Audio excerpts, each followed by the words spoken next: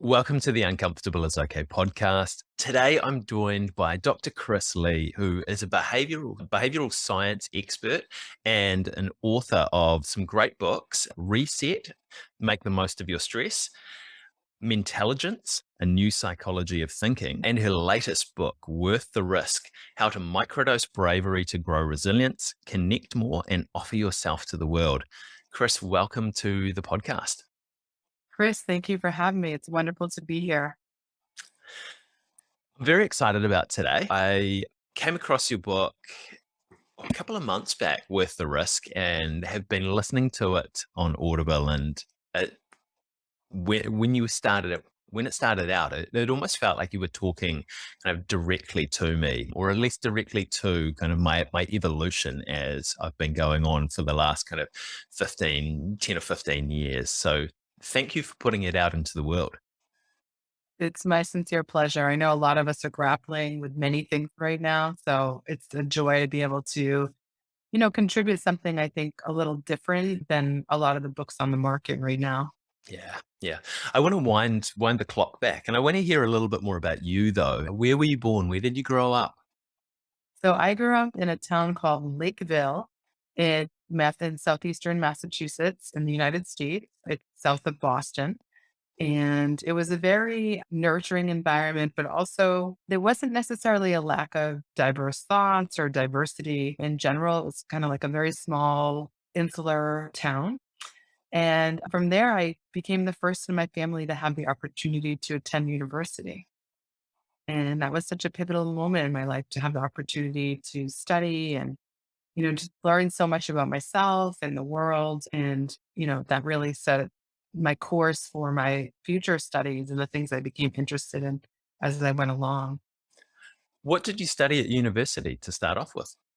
Well, I started off like I think most university students, interested and curious about a lot of things. And I studied speech language pathology, so communication sciences and disorders.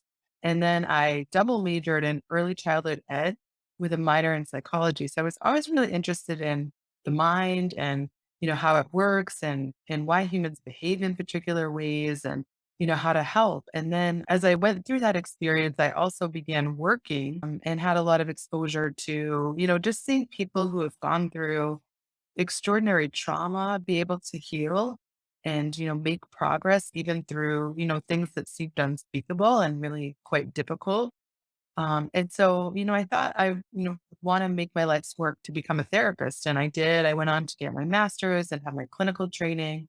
And then I did that work for many, many years, which was very gratifying. And then from there, I started to get very curious about the new discoveries within modern brain science and wanted to kind of extend my learning and then pursued a doctorate. And so with that, it's really opened up a lot of pathways to researching human resilience and, really looking at the way that organizations and individuals and families function and how sometimes they don't function well, and how we can, apply these discoveries of today in order to stay and do well in a context of today. It's a very, as we know, a hyper competitive global market. It's a time of great travesty and trauma for many. It's a time of reckoning, really being able to think strategically about how we can leverage these modern resources, but also solve the big issues of today. And, so all of this, it seems sometimes I think like a linear trajectory, but it really all fed into,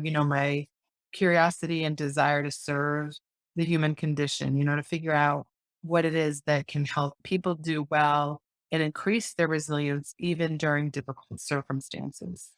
Mm. I've been thinking a lot about motivation and option taking recently. And so I'm interested to hear from you what excites you about doing that? What excites you about learning that stuff? I feel like this is an interesting question because I think I always want to like preface by saying, I wish there wasn't a need for my work. But I think right now, I think it's very paradoxical as we look at our experiences as humans. So oftentimes I feel heartened at looking at, the displays of courage and resilience everywhere we turn. And then simultaneously, I oftentimes feel heartbroken, at the way in which people are suffering at the magnitude of level that's being reported. The level of acuity in this global mental health crisis, for example, is really jarring, to consider. So I feel like a motivating force is recognizing how well treatment works, how well a lens of prevention and integration, identification, and appropriate treatment can really save a life. It can really help people go from a situation of feeling depleted and overwhelmed and ridden with anxiety and, maybe depression, and how, intervention can really change the course of our lives. And I think for myself, not only as a scholar and as a clinician, but also as a person with a lived experience of anxiety and depression, I know firsthand the perils of those conditions and, how erosive they can be, how difficult it can be to really see beyond it and think that there is actual hope. So I think my own lived experience is a major motivating force, as well as, the stories I hold, through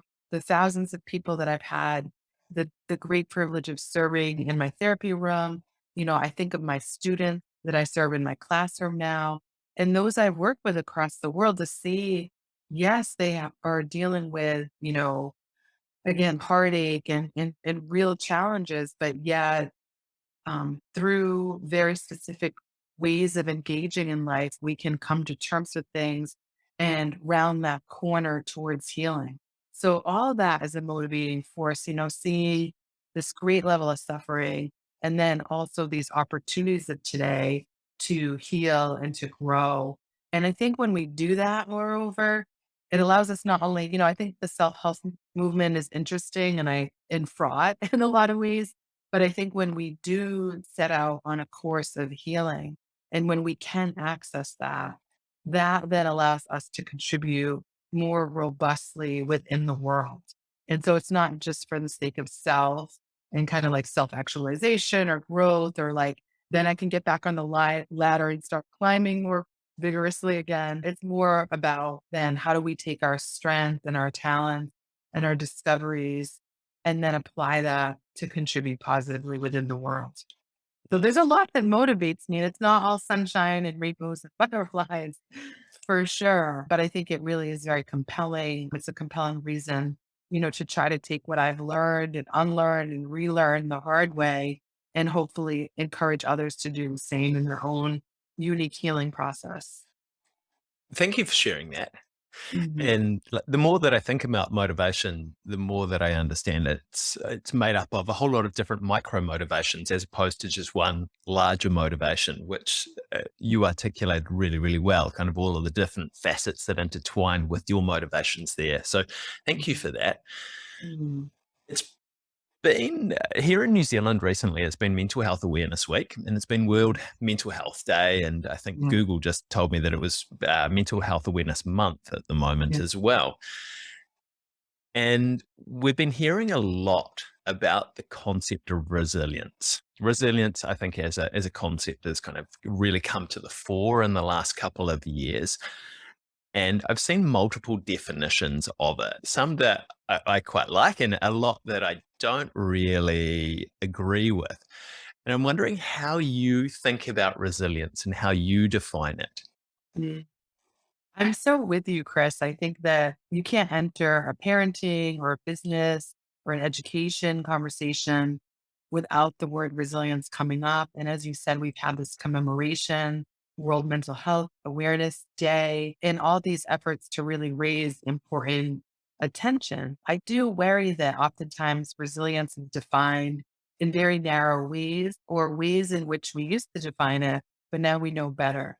So I'd like to start with maybe like a couple of myths about resilience and then offer you a definition that I've kind of synthesized through my research and, just really looking at this very closely. I think a myth of resilience is that we're either born resilient or we're not, or that resilience is about being very gritty and tough and stoic and never letting anyone see us sweat unless it's to show off our hot yoga class, right? Or, like it's all this idea of like just toughing it out and being strong. And oftentimes people, when I ask how they define it, They talk about the bouncing back. And we're not rubber ball. We're not rubber balls. And so I think that the other way that it's sometimes erroneously defined is that when we talk about like individual examples, like, oh, look at them, they have this glorious, you know, come back from this awful setback, and we look at it in very singular terms. And I see that as very myopic and limiting because we're not looking outwards at why we need to be resilient in the first place.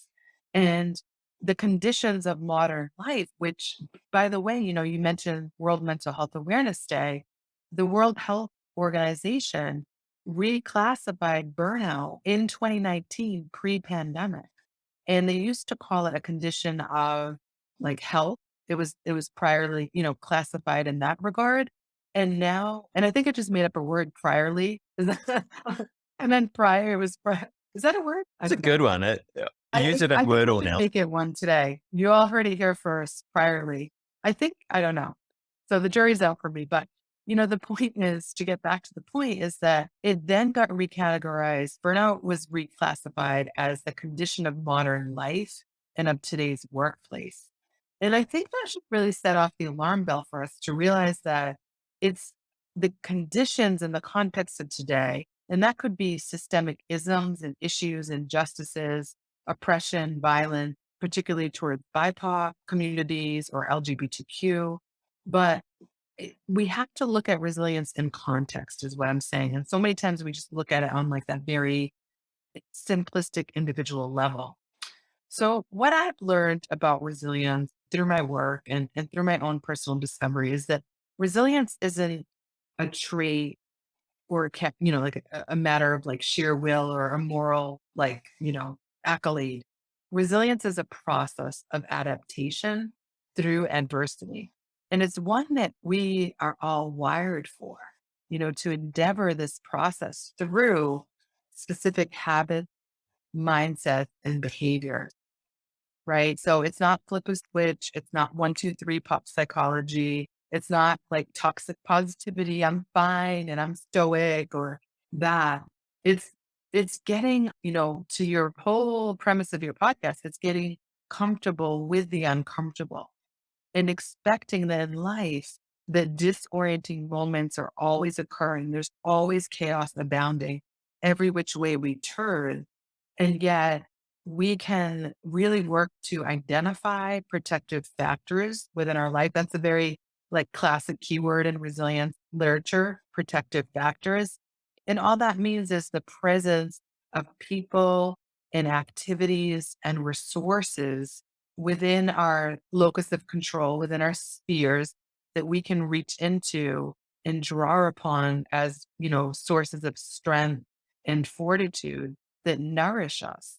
And by the way, as working to become more brave is, and microdosing bravery is one way that I've recently written about to help us think about, well, what do I actually do to build it? If you're saying it's the process, now what? So those are some ways I've started to define resilience through this work of looking at, empirical studies and endeavoring my own research and, calling into question the ways that it sometimes is narrowly defined or historically defined and coming up with a new way of seeing ourselves and one another as capable of resilience. Even I always say like, is resilience impossible? Is it even possible? Is it a thing? Is it within reach during impossible times? And yet research overwhelmingly affirms that it indeed is, but it's not passive. Like we can't just be like, okay, tomorrow I'll be resilient. And then, it happens. Unfortunately, it's actually work. Yeah. Yeah. Thank you for that. It's enlightening to kind of hear the depth of work that you've done around that as well. And yeah, really refreshing to kind of hear that it is an adaptive process and it's a skill that we build over time. And I think you mentioned in there that our bodies change Mhm. as we start to adapt. And like for me, from like a scientific perspective, I'm quite interested in like how does our body change as we do that. So as you start to adapt through difficult times, like what is happening in the body? Well, we're actually able to create a new repertoire of experiences for ourselves. So, a lot of times I think we have an aversion to stress and we worry about all the fear that we're marinating in constantly. We worry about everything that we're contending with in today's times. But modern brain science shows us that we are capable of enduring the stress.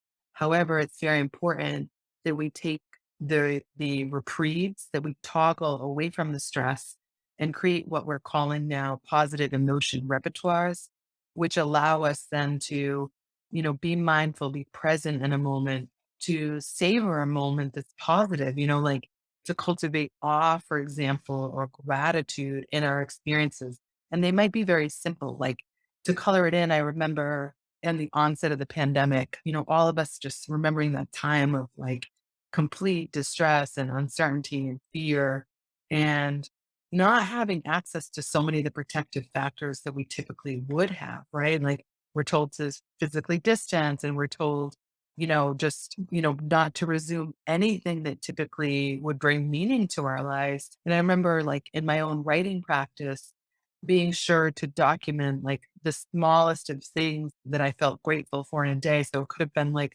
a laugh I shared with a family member or like just a good writing process or like that, we had food to eat, like just the simplest thing as a practice to, really like nourish myself through those moments. And I think so much again of the research is showing that it's not the squashing of stress or the avoidance of it altogether because none of us can avert it. It's just part of our experiences as humans.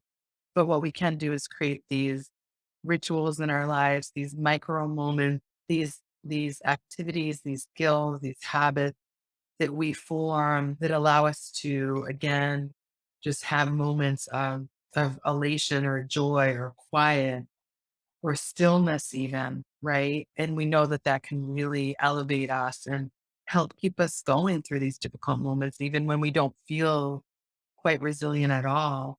Our brains are wired for that adaptation. Much attention has been given, for example, to brain plasticity. And then, the other beautiful discovery is through a wonderful colleague, Lisa Feldman Barrett at Northeastern University, and in Worth the Risk, I speak to her work and I talk, one of the chapters is called You Are Not Your Automation.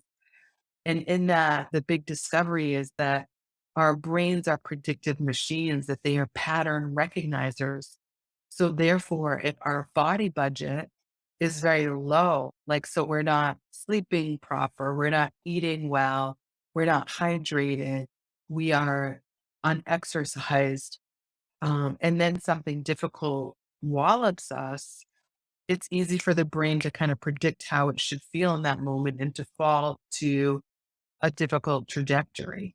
And this new discovery has really been, important because it causes us and calls us to attention around making sure we're investing in our body budget, making sure that we aren't just flying by the seat of our emotional pants, that we actually can take agency and we can focus on what is within our locus of control and utilize that as a leverage in order to, again, stave off all these things that are constantly, slamming up against us in our lives and that are very difficult. So many potential rabbit holes to go down with that. But I'm going to restrain myself and I'm going to loop around to your book. And I was thinking of titling this episode Worth the Risk, but maybe it's Don't Fly by the Seat of Your Emotional Pants. I quite like that one. Kris, before we get into Worth the Risk, there are some interesting themes that pop up through the book. And I'm just wondering, did you party quite hard at university with some of the, No, the metaphors no. that you use in there? Or did you observe Everybody hard always asks party? me. Everyone always asks me about the keg-standing reference, and I think it's so funny because to give you like a snapshot, I was always a very anxious person, very hyperactive. You may know I perform comedy, so I've always had this like really strange, irreverent sense of humor. And I used to like get in trouble for being too loud. And one time they even said, "We think you need to go to drug and alcohol counseling." And I said, I'm sober. I'm stone cold sober. This is just like me being like a little bit unruly. So no, I wasn't like, I feel like maybe I've gone through like one stage when I was very clinically depressed where I was self medicating. But beyond that, I have found that like those things just don't work with my anxious and depressed brain.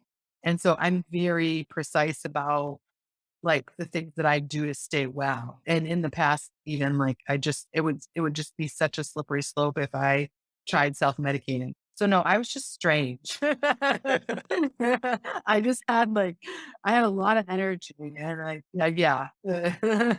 Nice, nice.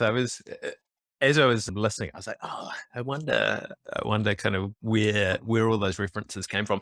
But I want to talk about keg-standing bravery, Yes. and how you defined it in the book was really, really cool in its contrast to how we should be brave. So can you tell us a little bit about kind of the how you think about bravery Mhm. and how you think about how people kind of often try and express bravery by keg-standing bravery? Yeah, and maybe I think the other way to answer your question is I probably watch a lot of movies, like movies of college life, right? And kind of like that stereotypical situation. So for anyone listening that doesn't know what a keg stand is, it's sort of this, way to funnel alcohol into your body at like breakneck speed. And it's sort of this thing that is oftentimes like a peer pressure, like do it. Yeah, you're awesome. If you do this thing, you're tough and you're cool. And I felt like there was this thing in society around risk taking and resilience and grit in, I think, just everyday circles where people think like you've got to have this like big act in order to show off your bravery. And I think in general with, just the proliferation of social media, for example, there's so much curation of like ourselves and how great we are. There's sort of this like grandiosity. And we see it obviously, like, I think a lot of people would stereotype America, like, with these kinds of sentiments, and we've seen it in our socio-political world, unfortunately, but I think it's also very prevalent in business and leadership circles, like, never, letting on and acting like you have all the answers and that you're right, or you want people to kind of, like, hold you with a certain posture. And I use the keg standing metaphor to say, that's not what life is about. Like, life isn't about showing off and like, just valiant, big, grandiose acts.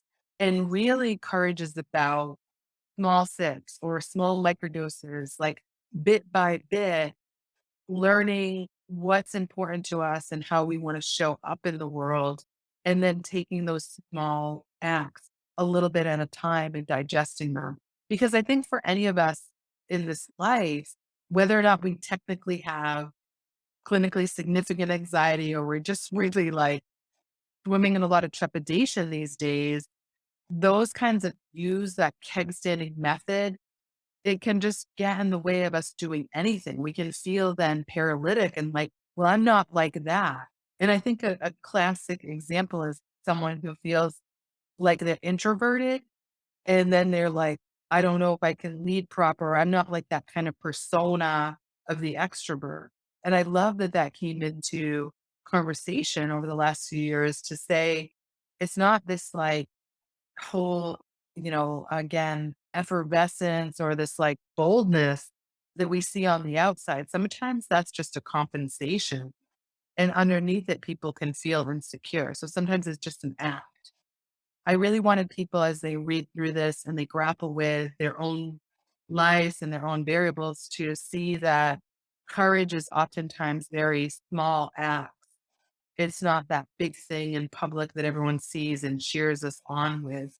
Sometimes it's also that behind the scenes tough work, again, for people with lived experience in mental health, just to face the day, just to get out of bed is an act of courage and that should be celebrated. So I think that we all need to just push back at these ideals, these so-called ideals that really are very fraught and they don't really give a picture of ways that we could actually build resilience and courage in today's world.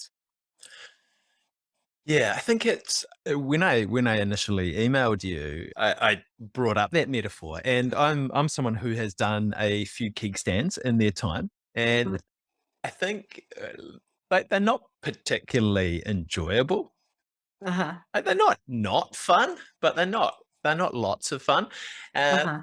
and I think part of it is to feed the ego Yeah. with that as well, is that, hey, if I do this, then that will increase my status. And as you mentioned, it's a metaphor that goes across a whole lot of other areas as well: leadership, business, relationships, and trying to increase our status from that ego perspective is, as you said, it's fraught with challenge, because we're not doing something because we particularly want to do it, or we're not doing something because it's particularly meaningful for us. It's purely to kind of feed our ego, or stoke our ego. And like, if we're pouring energy into that, then we can't pour energy into, we have less energy or less body budget to pour into things that we value, and things that are meaningful, and things that are going to improve our lives in ways that keg standing probably won't. Indeed. I love how you put that, and I love how you use the word meaningful.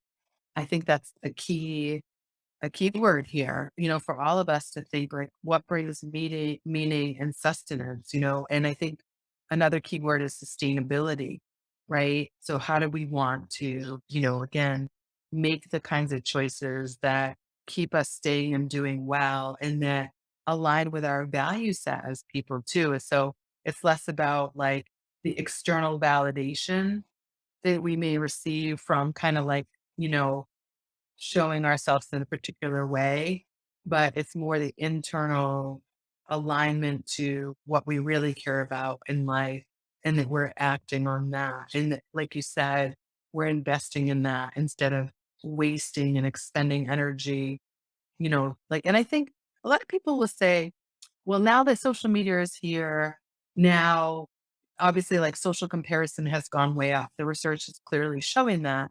But I think that the idea of like, what will the neighbors think isn't new.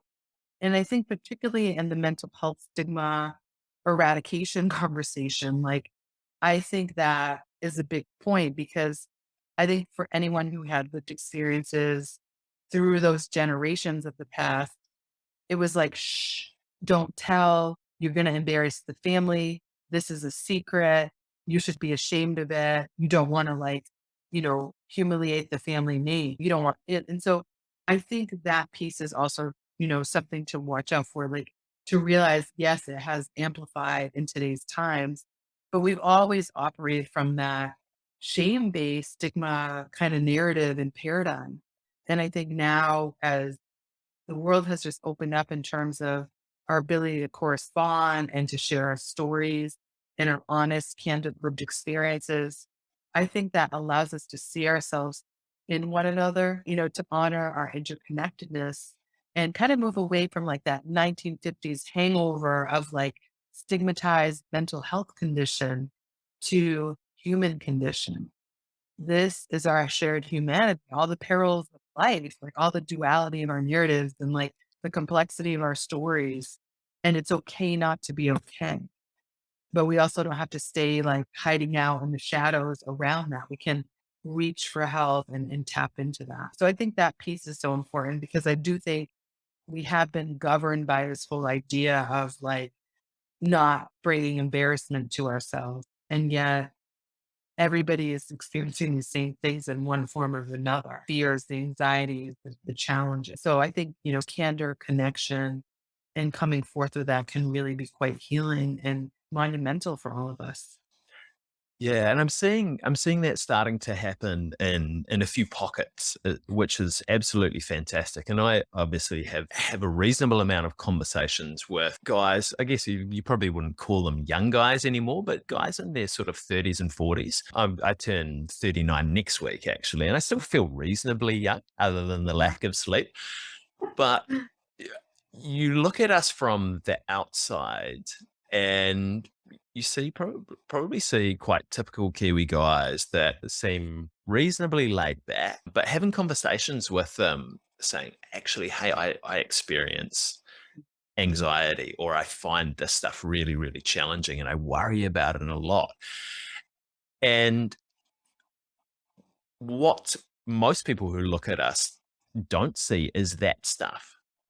Mhm. And so I think as people, we have, well, people that have been through this and have learned some skills, and who have the, I guess, the psychological safety Mhm. at the Mhm. moment, I think we have a responsibility to start to talk about it and say, Mhm. hey, here I am, I'm an example of someone who has found it challenging.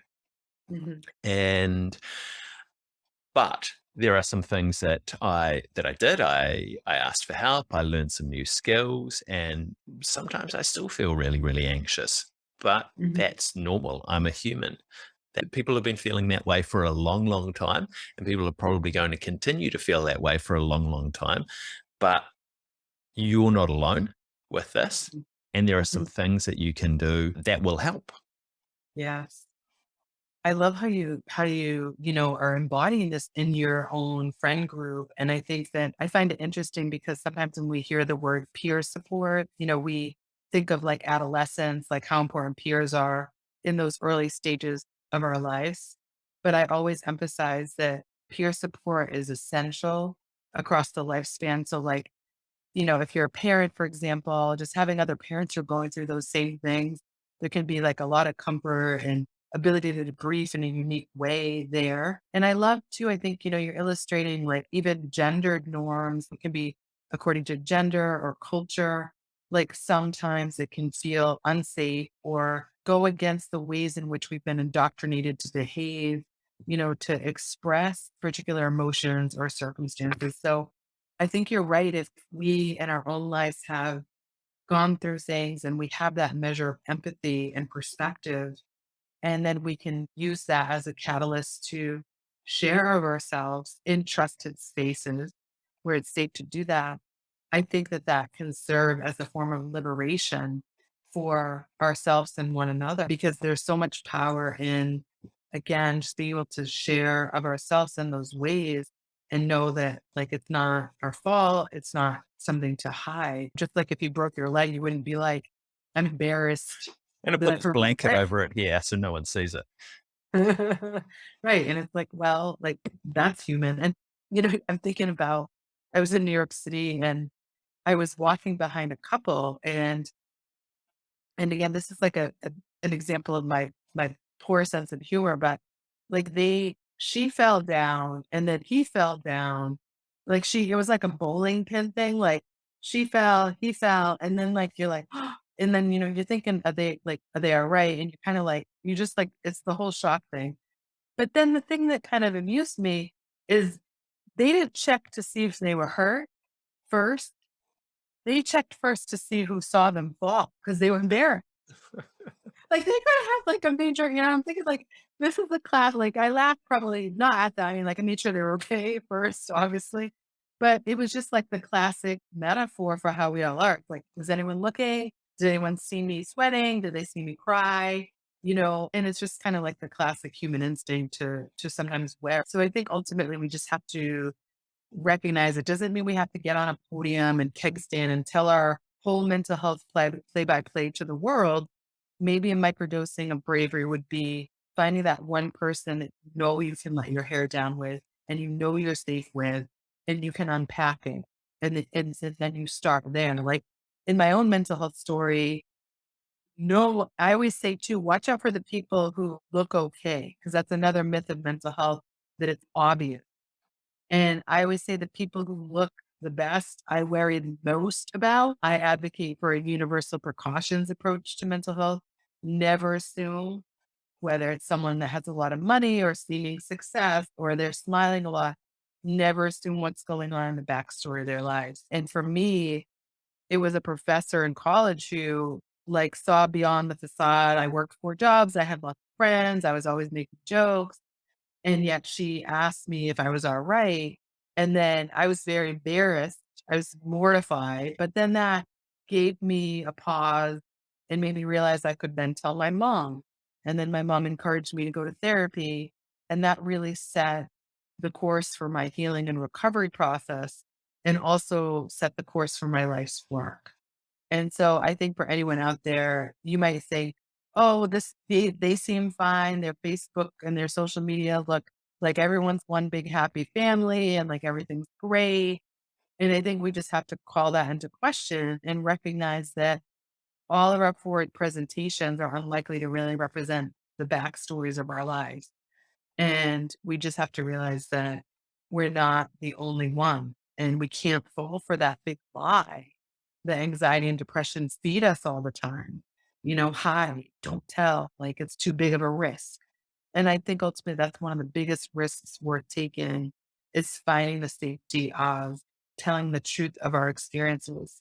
Because in that, it allows us then to look at our strengths, look at opportunities to build our resilience, look at what's broken and what's not working well at the same time, and work at that all together, building on our strength and addressing areas where we're really struggling. Mm, yeah.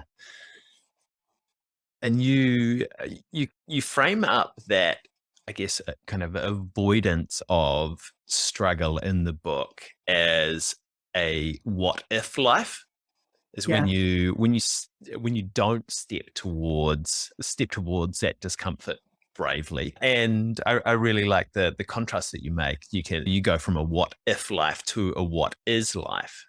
Yeah. So how do we shift from that what if life where we're avoiding discomfort through to a what is life? Well, I think anyone that has thought about mindfulness or studied it or learned about it knows this is kind of like the embodiment of it. And so living a what if life is a life of stewing around what's happened in the past or what's to come and not being able to be present in the moment. Like, what if the pandemic hadn't happened? And what if my sister was talking to me? Or like, what if I didn't have this health issue?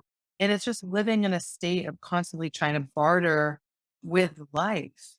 A what is perspective is radical acceptance. It's focusing on what is true at a particular moment. And it could be very dark and heavy and trying to come to some kind of acceptance around that you can't bargain your way out of it quickly, if at all. And then also appreciating what is like the simultaneous like joy and heartache that's always happening in our lives all at once. And the what is what is it that I can do each day to face the day and the moment in time? And what do I have to leverage? Who do I have to leverage? How can I show up, and find ways to maneuver even though it's hard? And I think for any of us, just knowing like those two framings and catching ourselves in the act when we're like operating, let's say we're what ifing all the time. And what ifing, by the way, can also be like what we call shoulding and musting. So like, oh, I should do this or I should do that, or like, and it's just that whole like treadmill we get on versus like, no, like I actually like I'm actually like I have my writing pad right here. And I make like really inhumane lists sometimes for myself. Like it's really like terrible self-sabotage, like my list. And I'm like, why do I pack so much in and why do I try to take on so much and why am I hard on myself? So I think just even that, like being more reasonable with ourselves, practicing self-compassion, like being more humane in what we set out to do. And I think those pieces too can help us rather than like just being on the scramble to like fix everything and like do everything. Yep. Sometimes we have to stop and pause and like appreciate what is and then move accordingly.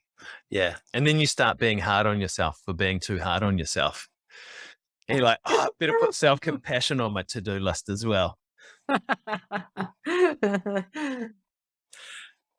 Chris, when we're thinking about microdosing bravery, and we're moving from keg standing bravery that's I guess kind of ego driven, status driven, how do we know what we sorry to use this word, how do we know what we should be microdosing towards? Like what how do we know the direction that we should be deploying this bravery in? Well, I think that can be enacted when we get very clear about our values.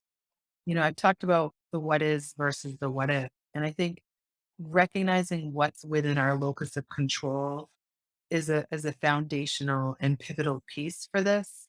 But I would also add to that that knowing our value set. So for example, if you know social change is really important to you, and yet there's no time, you're not allocating time in your life to focus your energy and effort towards that, you're going to feel a sense of, you know, cognitive dissonance. You're going to feel like a sense of disassociation from what really matters to you. Or let's say, for example, for me, when I look at my values, creativity is very important to me.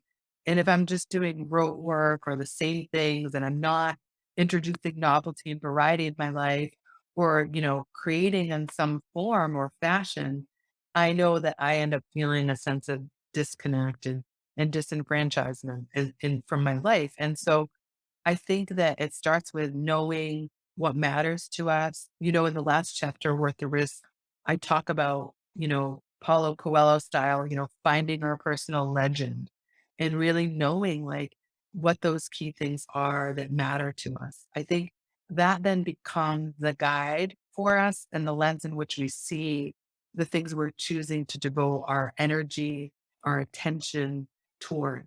Right. And so I think that's the start. And so, like, let's say, for example, you're like, you know what? I I'm very conflict averse. I hate controversy. I hate like getting into the weeds with people. I don't want to start a fight.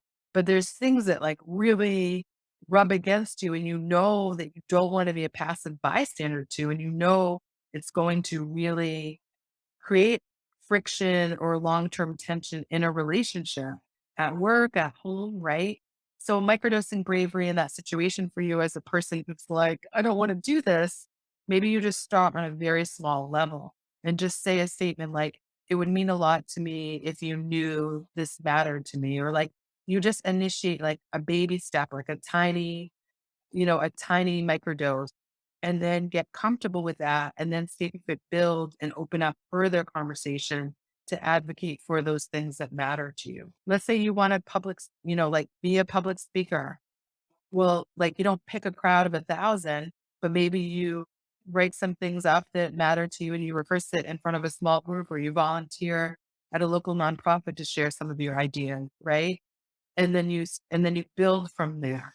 So I think the key thing is just identifying what matters to us and not just like, I feel so bad because I think so many people forego what matters to them because they think they should be doing something else, or like there's just so many competing priorities in the day. So I would just say for everyone listening and watching, like, please clarify your values and make it a priority. And even if it's like 5 minutes a day, like for me as a writer, I devote myself to writing every day, but I just do small amount because I know that's realistic. And I make sure I put that on the calendar, like in my day at a time, like when I'm still like fairly sane-ish, like I'm not totally exhausted, right? And I think that is a way I can honor my value set and advance the things that really matter to me in the world. And it's also very therapeutic when we do the activities that put us into psychological flow.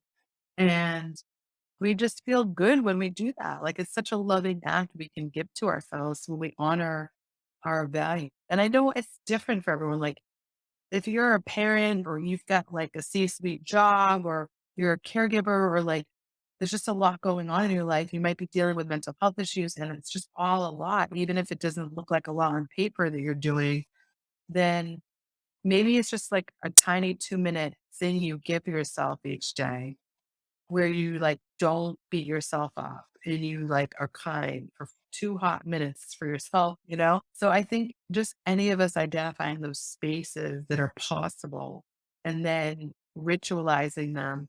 And in that, then we do build momentum towards our resilience over time strategically. Yeah, and I think there's also an element of testing that out as well, is that if you are uncertain of your values, you don't need to completely 100% define them in a correct way before you start taking action on it. You could think, Mhm. oh, this is probably what I'm about. This is probably what I'm into. I'm going to test it out and try it on for size and see how I go. And then if it's actually not something that is helpful for you, or it's not something that does align with your values, and you thought, oh, I thought I was about this, but maybe I'm not. It's just backing you up and trying a slightly different path as well. And again, I guess with that, it's potentially easy to beat yourself up because you think you should have it all figured out already.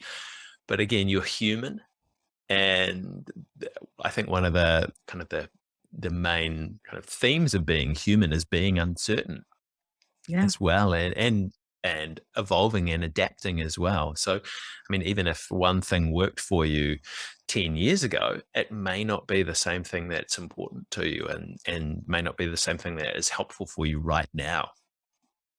Indeed. I love that. I feel like your next podcast could also be uncertainty is okay, right? Yeah. And I think that, being like increasing our tolerance for risk allows us to be more curious. And really your point is like life is experimental. Like it's trial and error. And I think a lot of times people are afraid to take risks because they're afraid of failure. They're afraid again of like embarrassment or humiliation or wasted time. But life is so experimental. It's like we don't this book I think is really like for anyone that struggles with perfectionism or, I distinguish the difference between healthy achievement versus unhealthy overachievement. So it's true, like, you don't need to go out and like, take a retreat in the woods for the next 3 weeks to figure out your values.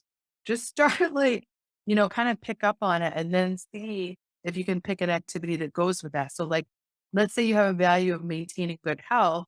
Maybe you try to get 15 minutes extra sleep a night if it's possible, right? Or you value, or like you do something with your nutrition, or you value relationships, but you notice like there's not a lot of time to spend time. So you set a date for that next visit with someone and make it like realistic. Like it doesn't have to be a 5 hour hangout. Maybe it's just a quick hour coffee, but that's better than nothing. So I do worry that sometimes in our more is more world, we think we have to go big or stay home. And as we've talked about today, if we just like approach the world with more curiosity and like more openness, it allows us to tolerate those risks. And those risks can have a major return on investment for us. They can truly pay off. Mhm. Yeah, I think it's starting with what's practical rather than what's optimal. Yeah. That is holds a lot of people back. Chris, just mindful of the time, how do you look after your health at the moment? Yes. It's a bit of a circus sometimes, I think, for all of us right now, because I would say that I think sometimes the things that work for us pre-pandemic, we've had to kind of like expand our repertoire of coping skills and mechanisms. And so for me, I'm very mindful about lifestyle medicine, sleep, nutrition, hydration, and exercise. And I didn't just like figure all that out in like my 20s in one quick minute. It took decades. It took time to build that repertoire of things I go to. As you know, too, my writing and my performing arts as a comedian, those have been kind of like extra nourishing things and moments of peril. So as I mentioned, like the writing practices that I have. And then, my relationships are very protected. So the people that I love in my life, spending time with them and being irreverent, laughing, enjoying that time, that all matters a lot to me. So there's a lot of things I go to, and some days some things work better than others. But I think it's again that process of discovering what can work at a particular moment and giving ourselves permission to create those reprieve moments so that we can maintain our energy. And I will say, like, a lot of people say to me, you must not sleep. You do so much. And I'm like, no, I'm actually like very I'm not religious as a person, but I'm religious about my sleep. And so like there's certain things that I do with great intentionality and precision because that allows me to then have the energy I need to do the things that matter to me in this world. Mm, cool. We've talked a reasonable amount about this already, but are there any other strategies that you use to build your capacity to deal with adversity?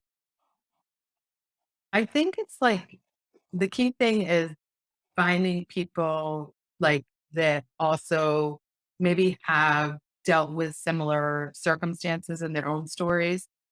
And I think that like there's safety in numbers. So I think just that piece of relationships are really essential. I think that, efforts can fall flat if we try to do it on our own volition. Yeah. I've recorded over 300 of these podcasts now, and I don't know if anyone has you mentioned social connection as a strategy before. I'll have to trawl back through, but that was cool. If they have, they haven't for a while. Huh. Kris, if people want to check you out, if they want to get the book, which I definitely recommend that they should, and I actually just grabbed your other two last night on Kindle. So Oh. you'll be getting like 98 cents, I think, from Amazon at some point in the near future from the back of that. Where can they do that? Where's the best place for them to connect and check the book out? I'd love for folks to connect. My website is kristenlee.com, KRISTENLEE.com. That's a great place to find me on social media, to check out my TEDx talk, and to find the book. And then my social media handle is at the real Dr. Kris. And I'm sure you'll put that in the show notes. Oh, well. But yeah, it's such a delight to connect with you and your audience today. Beautiful. Kris, do you have a challenge to leave us with this week? Yes, I challenge everyone who's listening and watching to identify one small act of microdosing bravery. So I challenge you to tell someone something uncomfortable about yourself, someone that you feel safe with, obviously, and just talk to them and ask them for support. I think a lot of us are willing to give help, but we're afraid to ask for it. So ask for help. Like the other day, I asked the person at the grocery store to help me carry my stuff to the car. I've never done that. I was in a rush. I wasn't feeling good, and they were happy to help me. So just ask someone for like some form of help right now, this week. That's my challenge to you. That's a great one. Dr. Kris, thank you so much for getting uncomfortable with me today. It's been a pleasure. Thank you so much, Chris.